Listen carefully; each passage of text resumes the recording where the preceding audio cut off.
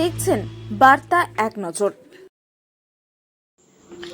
বিকট শব্দে ভেঙে পড়ল দোতলার একাংশ, আতঙ্ক চুঁচুড়ার তামলিপাড়ায়। হুগলি চুঁচুড়া পৌরসভা 12 নম্বর ওয়ার্ডের তামলিপাড়া অঞ্চলে আজ বিকেল নাগাদ হঠাৎই বিকট শব্দে ভেঙে পড়ে একটি শরিকি বাড়ির দোতলার একাংশ। মুহূর্তের মধ্যেই গোটা এলাকা জুড়ে ছড়িয়ে পড়েছে চাঞ্চল্য ও আতঙ্ক। স্থানীয় সূত্রে জানা গেছে, দীর্ঘদিন ধরে বাড়িটি আইনি জটিলতার কারণে অযত্নে ও বিপজ্জনক অবস্থায় পড়েছিল। শরিকি ও মালিকানার বিবাদে বেশিরভাগ অংশীদাররা অন্যত্র চলে গেলেও বর্তমানে ওই বাড়ির একাংশ এখনো একজন অংশীদারে বসবাস করছেন। প্রতিদিনই ওই রাস্তা দিয়ে স্থানীয় বাসিন্দারা চলাফেরা করতেন। ফলে হঠাৎই এই ধসের ঘটনায় আশেপাশের মানুষজন আতঙ্কে গৃহবন্দী হয়ে পড়েন। ঘটনার খবর পেয়ে দ্রুত ঘটনাস্থলে পৌঁছান চুঁচুড়ার বিধায়ক অসিত মজুমদার, হুগলি চুঁচুড়া পৌরসভার স্বাস্থ্য দপ্তরের সিআইসি জয়দেব আধিকারিক, স্থানীয় জনপ্রতিনিধি অরূপ ব্যানার্জি এবং দমকল আধিকারিকেরা। পরিস্থিতি পর্যালোচনা করে বিধায়ক সহ পৌরসভার সিআইসি জয়দেব আধিকারিক জানান, মানুষ নিরাপত্তার কথা মাথায় রেখে পৌরসভার পক্ষ থেকে দ্রুততার সঙ্গে রাস্তা মুক্ত করার ব্যবস্থা নেওয়া হবে।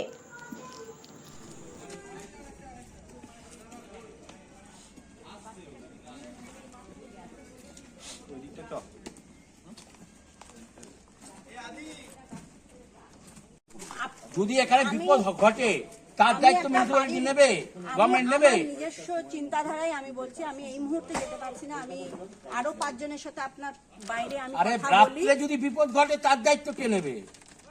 আপনি ওখানে থাকুন, দিনের বেলা এখানে দেখবেন দাঁড়িয়ে, রাত্রিটা থাকুন, রোজ রাত্রিটা ওখানে থাকুন, দিনের বেলা এখানে দাঁড়িয়ে দেখুন। বাড়ির বাইরে এখন সেন্টারিংটা এই মুহূর্তে আপনার কিছু হবে না তো।